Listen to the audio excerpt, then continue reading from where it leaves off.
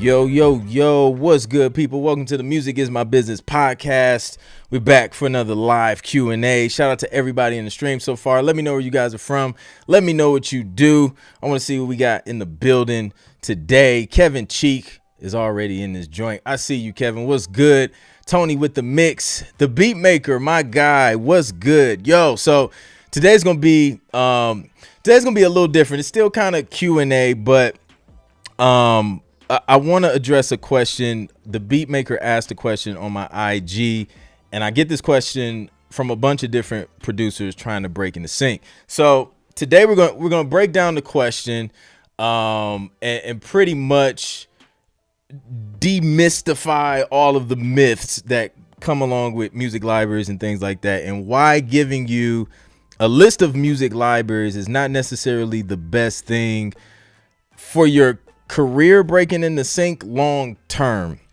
And we'll discuss the different nuances and things like that, because everybody's at different stages. But from my experience, I'll kind of give you guys the perspective that I see with coaching and mentoring producers that's trying to break into this space. And then we'll dig into it. And then I just seen the second part of your reply, and we can dig into. Honestly, man, like this joint is gonna turn into like a live case study, and we're gonna try and figure out, man, how we're gonna try and come up with like a game plan for the beat maker so that he knows like the next steps to take after this. So it's gonna be fun, man. I'm excited. I think it's gonna help a lot of other producers who may have the same questions. So let me see who else we got in the building, man, before we start digging into this. Kadan, what's up? What's good? Good to see you. Shay Keys in the building. What's good? Michael Connor is in the building. What's up? Garvey, what's good? Bay Area, California. Tony says, I'm here with it. Let's go. Yeah, it's going to be super dope. So let me see. Who else we got in the building, man? Drop what you do and where you're from in the chat. My wife ordered some cookies, but she didn't bring those joints down, so I'm wondering about that. Anyways, so let's dig into it, man. So I guess to give you guys context, we gotta give context, right? So I made a post. When was this post? Was it yesterday? Made a post yesterday. I think it was yesterday, about some placements, and my guy, the beat maker, aka Tony, he asked about the music library that I submitted to. So the question was, why not give producers the name of the music libraries so that, you know, we can just pitch to them? They just need the company name, the contact information for the companies, no gimmicks or none of the extra stuff. So this is the reason why I don't typically just blurt out a bunch of library names, especially on a public forum, to a bunch of producers. Number one is I have every composer that works at the library, work closely with the library. We have relationships with them, and there are situations where sometimes you put information out there publicly for everyone to see. Like, you know, I got 77,000 followers on Instagram. Sometimes you will have people reach out. They will attach your name to their reach out and, you know, try and associate themselves with you. And then their work ethic ends up sucking. They end up flaking. And then sometimes that comes back around, and then you'll have execs hitting you up like, yo, such and such, blah, blah, blah, reached out. And yeah, they flaked out. Like, and it does not look good for anybody. It doesn't look good for the person that flaked, and it doesn't look good for the person, even though I didn't give permission to, you know, use my name. It doesn't look good on me because it looks like I'm sending people who are flakes, and that doesn't fly over well in sync licensing in our business. So that's one reason why I don't do that a lot. I'll do it sometimes, occasionally, on you know, if I'm trying to give examples on my lives and things like that. And later on, I'm going to show you guys. I'm going to show y'all some techniques because my goal is not to just give you a bunch of companies, right? That's easy. I mean, we can hop on Google and search a bunch of companies. But what I really want you to do is, long after you've encountered my content, long after you've taken my courses, long after you've gone through, my coaching program for 12 weeks, I want you to still know how to go out there and hunt so that you can create new opportunities for yourself without having to rely on any other information, because you know how to go out there and fish. So that's always my goal, and I'm gonna show you guys exactly how to do that today. Your boy Al Goody, what's good? Patty P is in the building. I love it. So so that's one reason why I don't just start naming a bunch of companies like that all the time. Occasionally I've done it, I'll do it sometimes. I don't like to do it a lot, especially when there's a lot of eyes on a particular post or reel or whatever, because it can create headaches, and then you just don't know everybody. Coaching students, that's different. If you're in my 12-week coaching program, completely different, because I'm coaching you on the right ways to reach out, the right ways to prepare your music. So I know when you reach out, you've been through the training and you know the right things to do. So that's one reason. Second reason is, and this ties into the other comment you made, Tony. If I give you a company name, right? Say company A, publisher A. I give you this company's name. You link up with the company. Boom. Say you get placements with the company. This is what can happen. Something can go south with the company. Company shuts down, or company gets bought out by a bigger library, or publishing situation changes, which affects splits. Now all of a sudden you like, yo, I don't think I want to work with this company anymore. Now we're back to square one. Like, okay, well, this relationship fell through. So what do I do now? Like, I gotta keep these tracks working for me. I gotta keep pitching so that I can keep the royalty checks coming. Cause once those stop, hey, we got issues now because y'all playing with the money, right? So if I just give you some company names and then you don't know how to find more companies, it's not serving you at the highest level. I want to serve every producer I coach, I teach, I share content with. I want to coach y'all at the highest level. So it's like, yo, even if you have these company names, push come to shove, you know how to go out there and find your own companies. That's reason number 2. Reason number 3 is that just because one producer or composer have seen success with one particular publisher or library, I use these terms interchangeably. They're the same thing in sync. Just because one producer seeing success with one library doesn't automatically, and I'm sure you know this, it doesn't automatically mean another producer will see success, which is another reason why you'll never see me post, best libraries to pitch your music to, because it doesn't exist.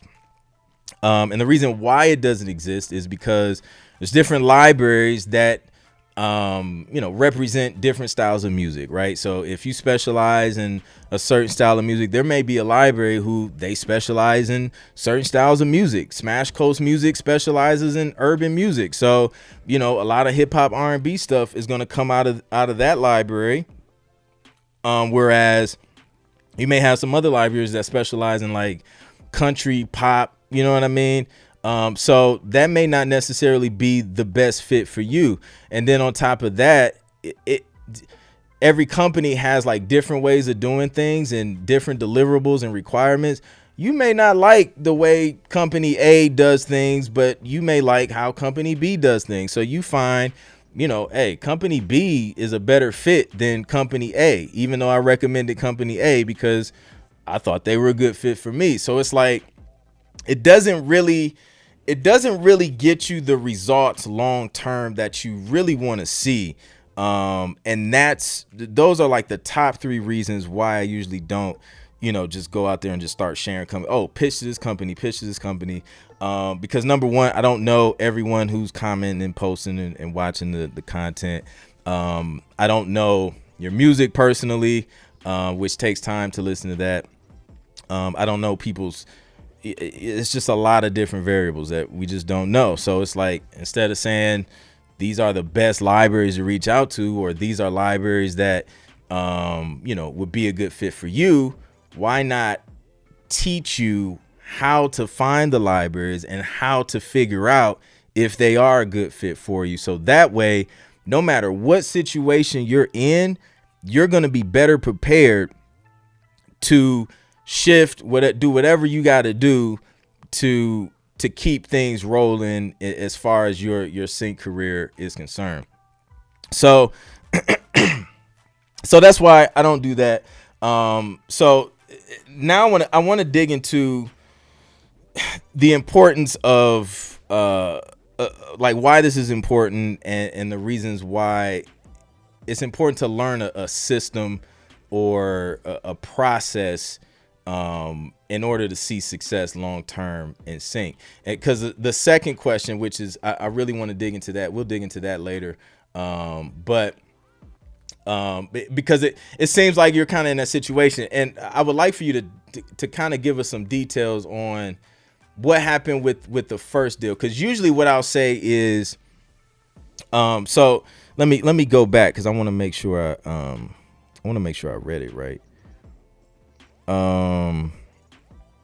Okay, so you landed one contract with a music library that didn't go anywhere. So now what I would like to do is like, let's backtrack to the first deal that you landed. Because if you landed a deal before, that's a good sign. Like, you're doing something right. And I like you mentioned before, like, you've gone through production school, like, you're not new to this, right? So how did you get that first deal?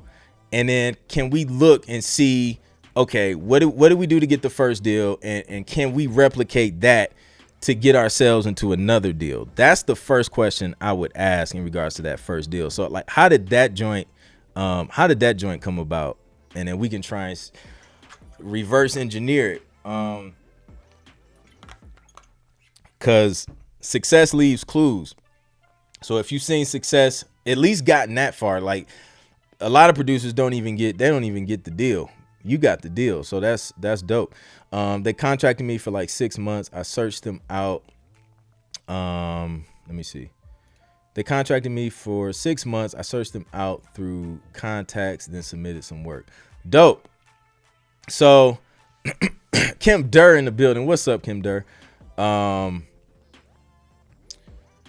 Okay, so whatever you did in searching through those contacts, I would like 10x, I would 30x that joint. Like, whatever work you did, however you searched them out, go back and start doing that again. Cause the work you did to do that got you that contract. So, so you submitted some work. How much work did you submit would be my next question. And that's a short contract too. Usually you see at least 2-3 years. Connection I made through schooling. Dope. That's one advantage of going to school for production.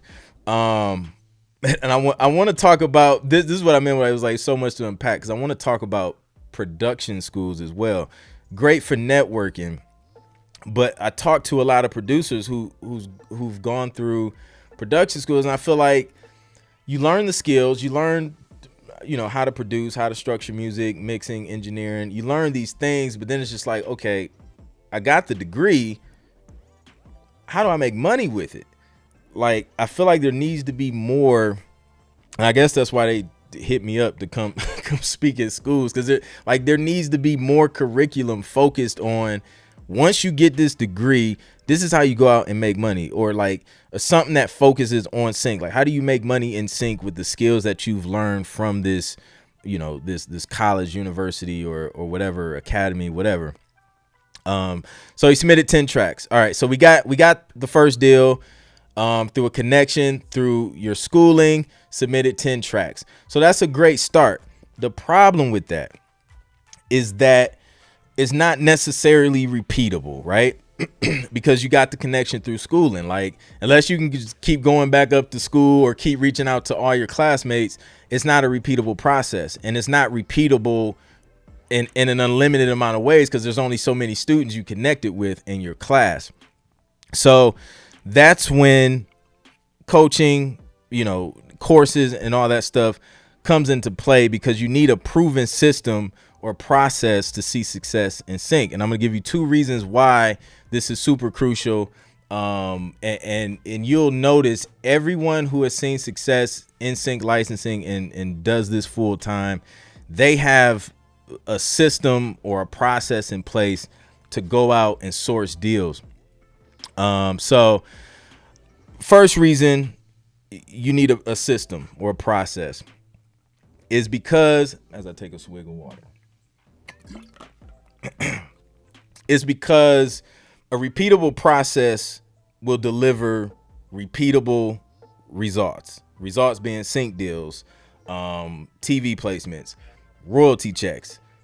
Type in the chat if you want some repeatable royalty checks. I like repeatable royalty checks, not those one-off joints that you got because some friend was a collaborator and it just so happened to fall through. I can't repeat that. You know what I'm saying? Like, what exact steps can I take to get a licensing deal? Like, if all of my publishers was just like, peace out, Clint, we're shutting down, sorry, you can't submit anything, I know the exact steps I need to take to go out and find another deal. And that's what I want you all to have as well. You need a repeatable process that will deliver repeatable results so that you can get repeatable placements that will equal repeatable royalty checks. Michael Connor says, I want repeatable success. Repeatable 1,000%. Nick says the curriculum will become antiquated. Unfortunately, as an educator, you have to want it. Yeah, and shoot, we see that now in schools. Like, a bunch of stuff is mad old. So yeah, Kim Durr, they repeatable royalty checks. So that's the first reason. Second reason you need a process or a system is because systems create consistency. If you don't have a system in place, whether that's a system for creation, a system for submission, a system for reach outs, a system for metadata, it's going to be hard to be consistent. And if you can't consistently create, submit, and forget, then you can't consistently get placements, and then that's going to affect the consistency of royalty checks, right? So that's why systems and processes is important, and that's why I created the course, because for one, it takes forever to explain all of the steps in the process, the repeatable steps and all the things in between, to get you the results that you want to see. And not only to get you the results that you want to see, but to teach you how you can get these results in a repeatable way over and over and over and over and over again. So, there's a bigger picture beyond just the contact. That's just one small part. And I'm going to show you how to get the contacts in a second. I'm going to share my screen. But create, submit, and forget. Heard that on taxi forums back in the day. Yo, that's the best thing you can do. It's the best thing you can do. So the pitching phase is my camera off focus? How do you focus me, Sony? Focus my eyes. It's not. Have I been off focus this whole time? There we go. It was the water bottle. All right. So, let me check in. So after searching for a while, yes, I found more companies, but I wouldn't call them notable companies. That made me skeptical, trying to figure who's creditable and who's not. Definitely understand that. So, and that's another thing that I kind of go in detail with on the road to 10 placements, how to find companies that are credible. So this is how you can tell. Number one, how long have they been in business? Like if they just popped up this year, I would keep it moving. If they've been around for a few years, they have clients with, notable networks and supervisors and brands and things like that. And they showcase their placements, they have their music on the website, then they probably been around for a while. And they're doing their thing. Now you can never be 100% sure if they're going to be around long term, because things happen. I mean, these libraries pop up and they go out every year. Is crazy, but you never know until you try, until you submit. So what I would say to that is just like don't overthink it. Go through their website. If you got to hop on the phone with them and ask them, yo, when was like the last time y'all played something? If the last time they played something was like 3 years ago, then bro, I'm like, yo, that's way too long. And you're supposed to be a publisher. Like, this is what you do. If it's taking you 3 years to get another placement, I got to keep moving. So probably not a good company to work with. If they're like, yo, yeah, we just placed a bunch of stuff, they're having a hard time keeping up with the placements that they've been getting, then they're probably working. They're putting in that work. And that's what you want. You want companies who are like actively pitching and things like that on your behalf. Then on the flip side, once you do get into a library and you start submitting, it's going back to that system and that consistency. You have to submit consistently to really see results, man, because like first 10 tracks, one or two may get placed. All of them may get placed. You don't know. But if you create a consistent schedule to submit to a company, say at least weekly, bi-weekly, whatever you can do, depending on the time that you have, you're going to increase the chances of something actually landing. You're going to increase the chances of your music being seen and heard, because if they see you're consistently submitting, like people notice that. A lot of these companies are small. And there's like a few people who, a couple people who's checking the emails, listening to the music. So it's not hard to stand out if you're consistent and you're submitting consistent quality music. That's gonna help you stand out, man. They're gonna be like, look, like this dude's putting in work, and they're gonna put in work for you, man. They're gonna throw your stuff in some playlists because they know, yo, this guy has quality stuff, like, and he's always submitting. Like, they're gonna want to get you some placements. So that consistency is gonna be key. Michael Connor says, could it be that newbie companies might be more hungrier for success, whereas long-term established companies could be more complacent because they're getting work all the time? That could very well be true as well. So you could get in with a newer company. They could be hungry and they're going in. And again, you can try it. If it works, double down on what works. The new company, if they're getting placements, hey, ride it out. Because every company has to start, but I wouldn't worry too much about it, man. Submit a few tracks.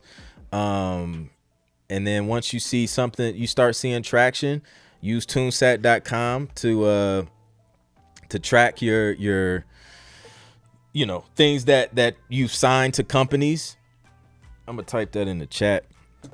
And then this will give you an idea of what's working. So then once I see a placement from a company, I'm like, oh shoot, like I just did an album for a publisher last year. It hasn't even been a year, and I've seen those tracks on like at least 5 shows so far. So I'm gonna reach out like, hey, let's get another album. So something to keep in mind. I was proud of landing my first deal, but it didn't come to nothing. But the things you just said about their longevity, I did not take into account.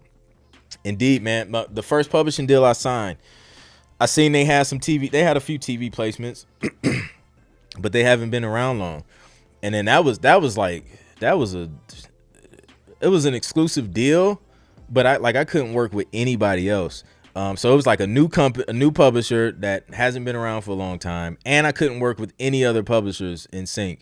And it was like all exclusive, and I got one placement, which I'm grateful for, because that helped my career, like that lit a fire under me. But I was tied up for 3 years and got one placement out of that. So again, goes back to just learning, man. Those are the mistakes you make when you're just trying to figure it out, man. And there's no guidance. Which is why I recommend everybody get a coach, invest in a course, like something to try and skip as many mistakes as possible. You don't have to, but if you want to get to the end goal faster, the cheat code is coaching and courses, man. Like I'm always buying courses and investing in. I've dropped thousands on. I pay one guy like $600 for like an hour consultation, just because like there was like something I was trying to figure out and I couldn't figure it out. So I was like, I need somebody who already figured it out. Like, why am I sitting here wasting time? But that's just. Those are the two options. You can figure it out. You can bump your head. It's just gonna take you. It's gonna take you longer. It took me 7 years to get my first placement, and there were no courses out there for me to learn from, to skip, to filter out the information, man. Because the problem with free information on the internet, like obviously you can go on YouTube, you can go on Google, and then I promise after this I'm gonna show y'all how to find libraries. But the information is out there. I'll like, you can't argue that it's out there. The problem is, if you've never done it, if you've never had a TV placement, if you've never had multiple deals or seen multiple deals and gone through the process, then you don't know what you don't know. So it's like, it's hard for you to avoid certain things because you just don't know. You just lack the experience in that specific area. So you don't know how to filter through the information that, it's legit information, but like, is it relevant now? And is it information that you actually need right now at the point that you're at, right? Because if you're just starting out, like, there's some information that that could help your sync career, but like at a later stage, where it's just like, that's not really important. That's not what you need right now to get your first 10 TV placements. This is what you need right now. Do this, and that. And then you cut out all of the extra stuff that's just going to either cause you to overthink, overanalyze, and then you end up not taking action or not knowing what action to take. And then another 5 years go by and you still haven't met your goals. So that's the thing with information online. I get people to say, "Oh, this information is free on the internet." Oh, it is. It is. But how do you know what information you need right now for your specific situation? So I was going through the submission process with a company, and their form asked if I was willing to opt out of my pro. This didn't seem right. Go or no? I would say no. I can't opt out of my pro. Like, cause what's the company? What's that company? I think it starts with an E. They do a lot of content for they do a lot of music for content creators. Dang, I can't remember, man. Y'all know the company I'm talking about too. But you can't be registered with a pro. So it depends on your situation. Like, if you're a producer and like you're just starting from ground zero, like that may work for you. You get some upfront money, boom, you just knock out tracks, boom, boom, boom, boom, boom. Maybe, I don't know how they work the back end stuff, like if they just pay you directly on royalties and stuff like that. I don't know how that works, but I'm always trying to get paid at least twice from something I do. Like everything I do, like I'm trying to at least get paid twice. So if that's just here's an upfront fee and you don't get anything else, it's a no-go for me. Like I at least, like I'll decline upfront money to get royalties.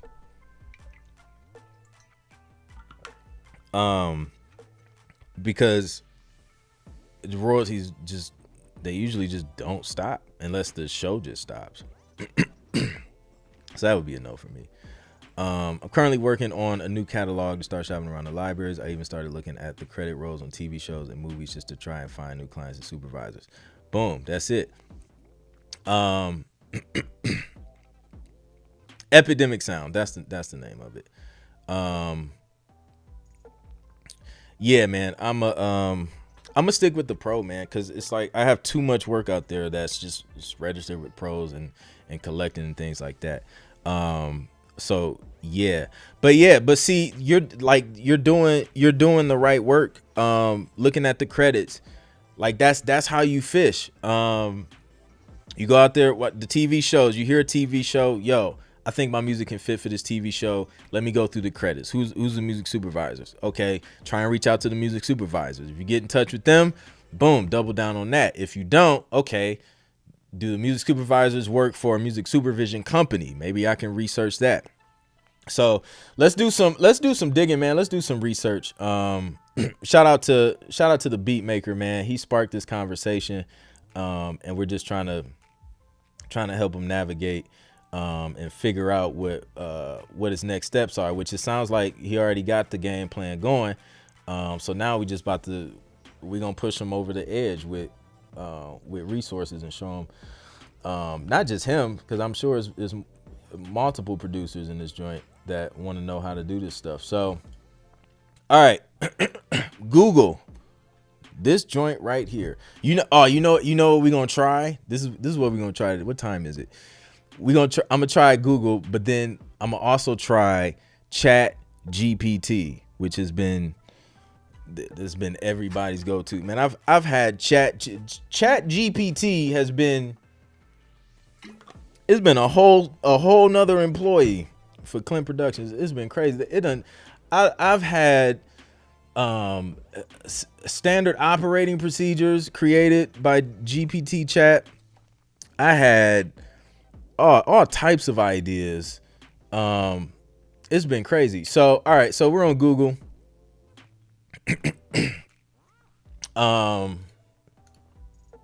So all right, this is the wrong keyboard. Boom. The most basic music libraries. So this is where it gets tricky.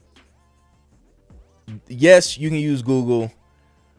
However, Google can get tricky because number one, you're about to get all these sponsored joints. Look at Epidemic Sound. They like, yo, we about to make sure we at the top of this joint. So you're gonna get that. Soundstripe is legit. I know some people who got music with them. I don't know if they're selecting or accepting. Artlist. Now these I mean, Soundstripe, Artlist, legit companies. APM Music. So APM Music, and this right here is a whole nother cheat code that is like, I'm about to show y'all how easy it is to go fish for some deals. Shout out to Off Key Productions in the building. We gonna circle back around to this APM because I got something to show y'all. But here you go. You can scroll through. Music Gateway, stay away. I'll stay away from that. Premium Beat is more so stock music. It's a cool company. Like, I know video makers, content creators who go to Premium Beat. This is like, if you want to upload a bunch of music, and I think it has to be exclusive on Premium Beat, but if you want to upload some great music, stock music for people to put in their videos and content and things like that, and you want like some quick, low, like upfront money and upfront payments, license fees and things like that, Premium Beat is pretty cool. Pond 5 is like another one that does that, which I have a whole nother conversation on Pond 5 because some recent events have happened. I don't even have time to go into that on this episode. I may have to do like a whole nother YouTube video on that. Universal production music. That's one you can submit to.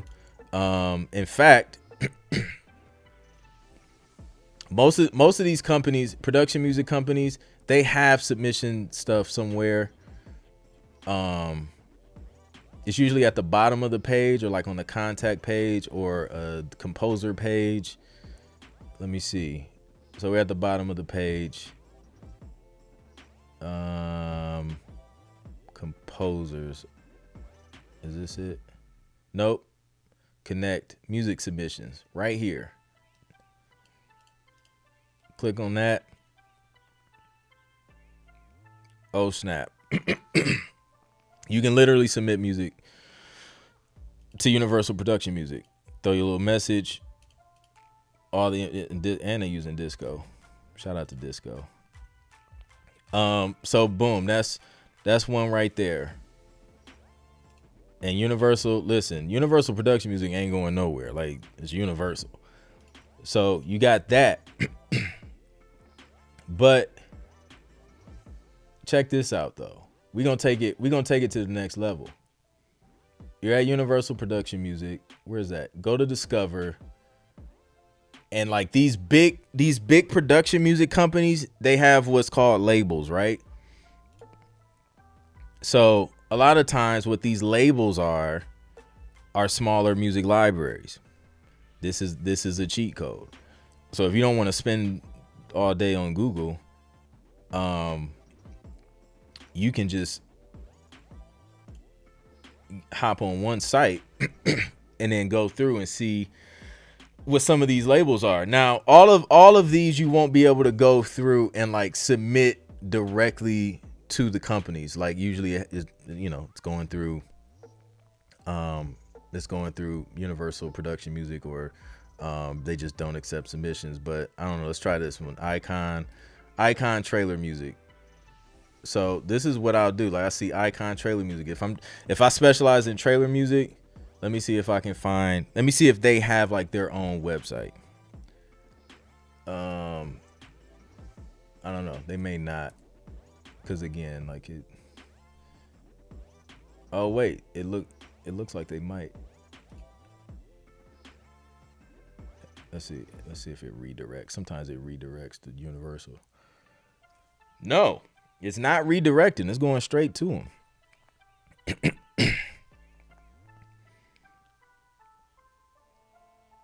Bet. Okay, so I don't know. Let's see if they got a submission page. Let's go to About. Their website is mad slow though.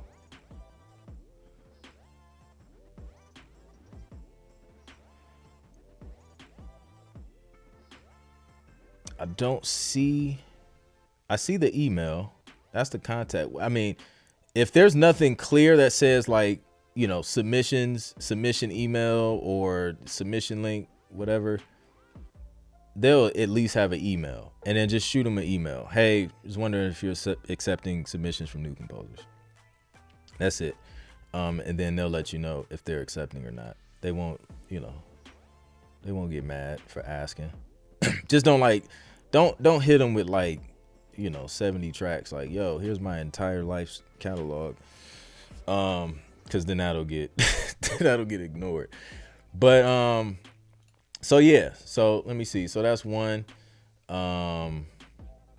Let's see if we can find some other ones.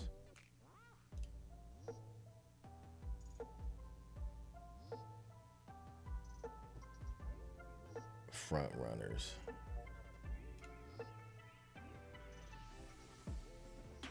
I don't know. So let's Google front runners music.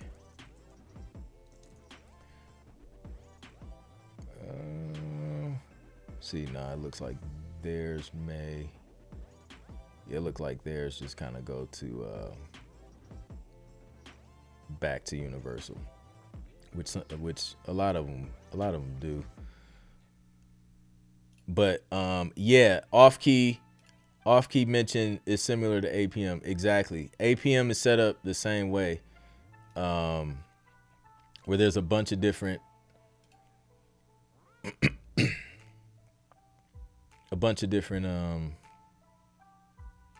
labels distributed through APM Music.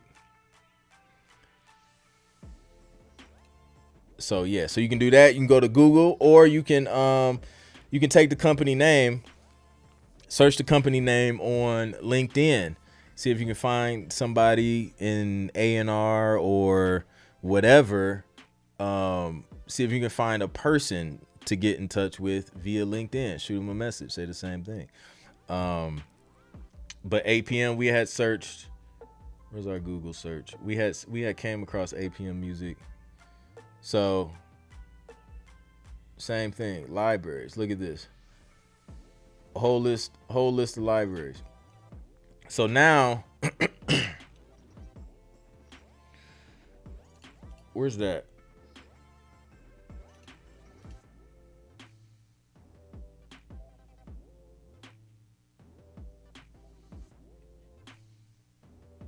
Look, it's crazy. NFL has like their own music library, which is insane. Right. So now once you find the libraries, you just go through the website, man, and listen to their music. Make sure it's a good fit before you reach out to them.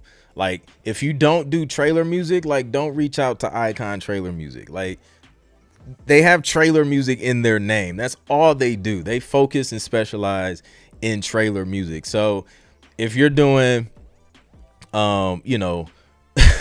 background minimal tension music or ambient, ambient hopeful music, then like, yeah, it's not trailer music. So, you want to keep it moving and find companies who have some more, chill, low key ambient stuff. And make sure you're submitting to companies that match. Start with 5 tracks, and then once they give you permission to submit, and then go from there. So APM is another one. Universal Production Music is another one. BMG Production Music is another one. They have a bunch of labels, so you can go through. And this is something else to keep in mind. Sometimes you may get in with like a smaller library, and then that library builds up their catalog. And what can happen is BMG or APM or Universal will do a deal with that company and then ingest all of the music from that company into their library. So now all of, APM's clients, Universal's clients, BMG's clients have access to your music, even though you started off with a smaller library. And now, boom, like you're in there with Universal, APM, BMG. So don't discount the smaller companies. You can build with those companies, man, especially if they're gaining traction, they're getting placements, and they have some solid clientele. Trailer music companies, Flair's Offspring only apply. I know, right? Flair's is the trailer master.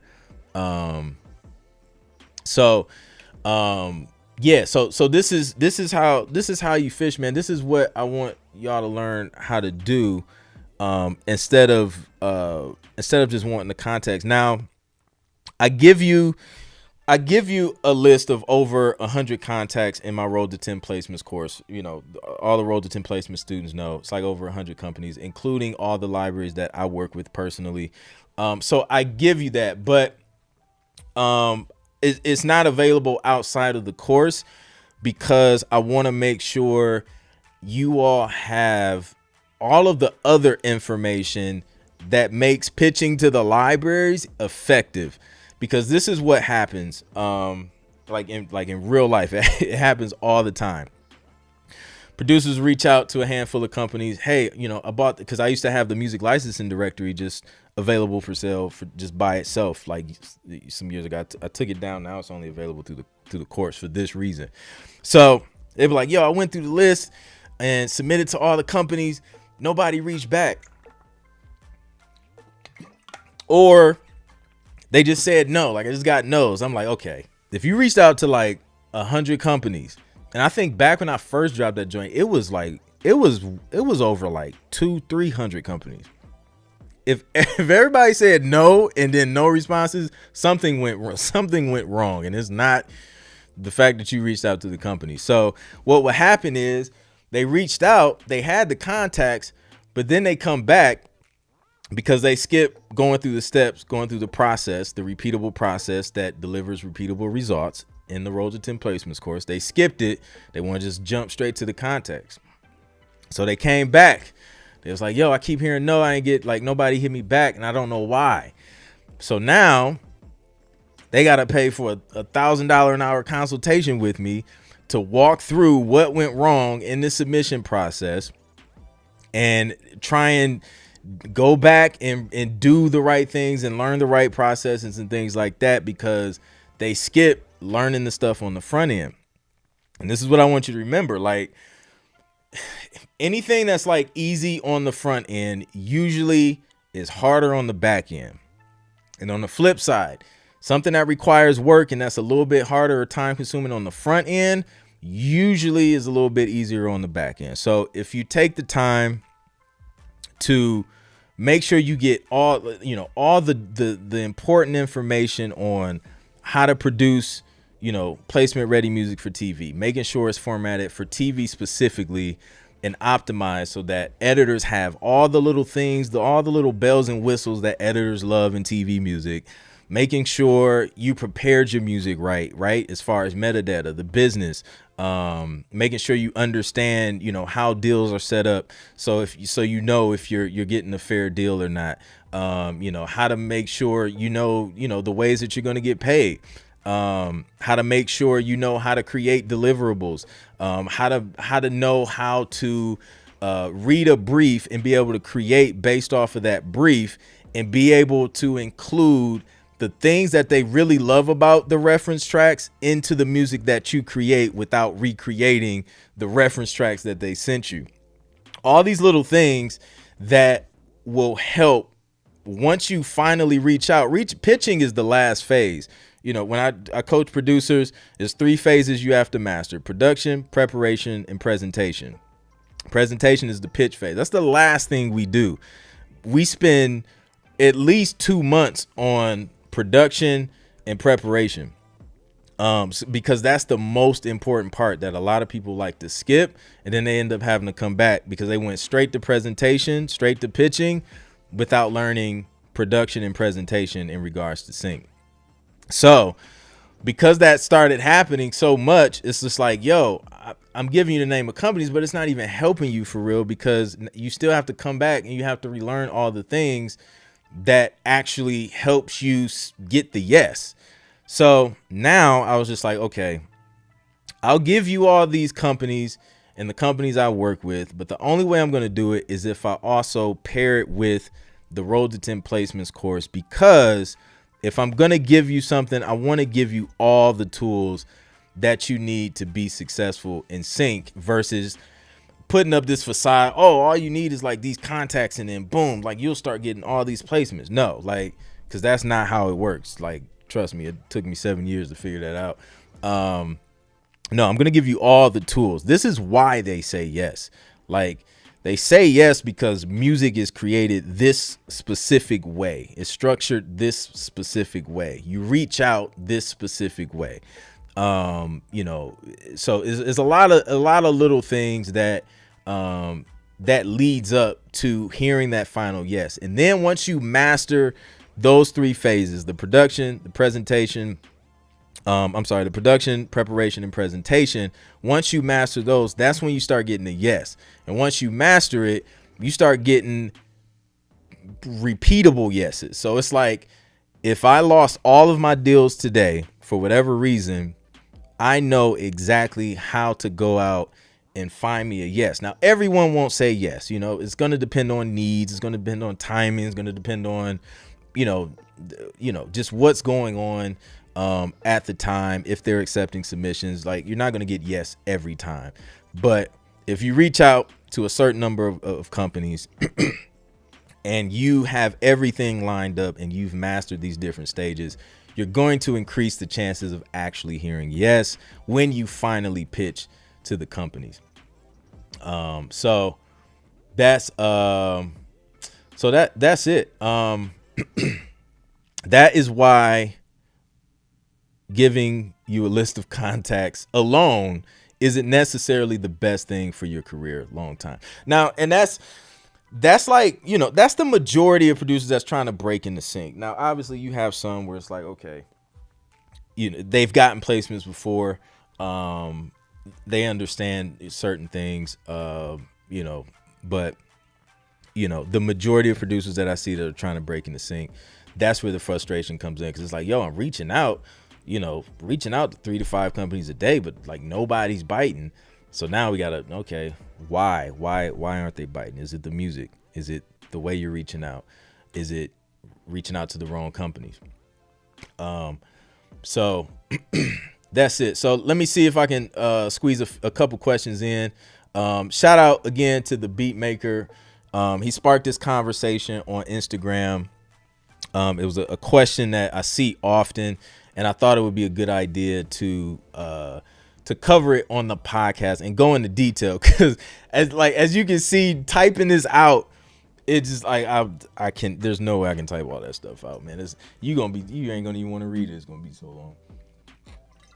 So I hope that helps you guys, and I hope it I hope it allows you to see the importance of learning how to go out and hunt for some deals, no matter what happened. Like if you go back to ground zero, boom, like I got the information. Like once you have the information locked in here, like it's an infinite return. Like nobody can like stop you from creating income with your music once you know your system, your process to go out, get licensing deals, get TV placements and things like that. So yeah. The length of my chain, I don't even know. My wife bought both of these for me. They were like gifts for, I think one was like birthday, anniversary. I don't know. But I'll have to ask. Or wait, do I got a tape measure? I don't have a tape measure. If I had a tape measure, I would just measure that joint. But yeah. So that's that, man. Let me see if I missed any questions. I'm sure there was some flying through here. Submitting music is sync is like the stock market for your tracks. That's a fact, man, because you sow these little seeds, like boom, drop 10 tracks here in this company, forget about them. You know, a few months later, those 10 tracks may start popping off. Now they're making money for you. And then boom, you're just on to the next. So yeah, so definitely keep pushing, keep fishing, and then eventually something will break. And another thing is to make sure you pitch enough and submit enough once you get the deals. That's another big mistake that a lot of producers make. They just don't reach out to enough companies in enough time. So I recommend at least 3 to 5. Reach out to 3 to 5 companies every day for 30 days to start getting some traction. And then, versus like, a couple here, a couple there. It's gonna be hard to get traction. Success has a need for speed. So the more you reach out to, shorter period of time, the better. It's like, if somebody made like, $20,000 a year, and then over the span of several years they've made $1 million, would you consider them to be rich or wealthy? They made $1 million, but they only got paid $20,000 a year over their life. Most people won't consider them wealthy, but if you made $1 million in 1 year, people would think you're rich. You are rich. You made $1 million in a year. So that's the difference between, speed, taking a long time to do something. Like if you landed 20 sync deals, but it took you 30 years to get 20 deals and, you know, say 40 TV placements, that's not that good. But if you get 40 placements in a year, that's pretty good. So success has a need for speed. Speed up the number of submissions you're making to gain the traction.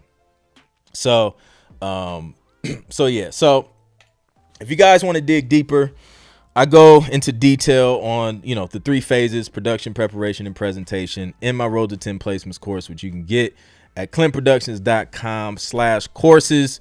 And there's some other stuff on there. There's the how to structure instrumentals for TV course. There's the urban mixing made simple to make sure your mixes are straight before you submit it, making sure you have that structure. And I break down exactly how to build and structure out an instrumental for TV to increase the chances of you hearing yes.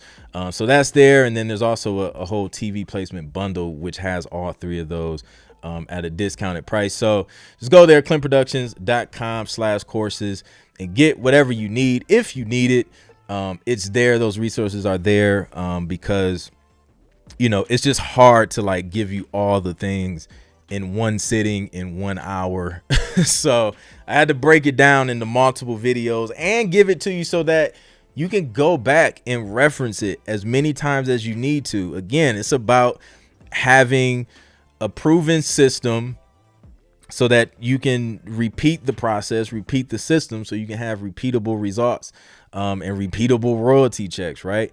So highly recommend. And, you know, it's helped a lot of producers get their first placements, their first 10 placements, their first 100 placements.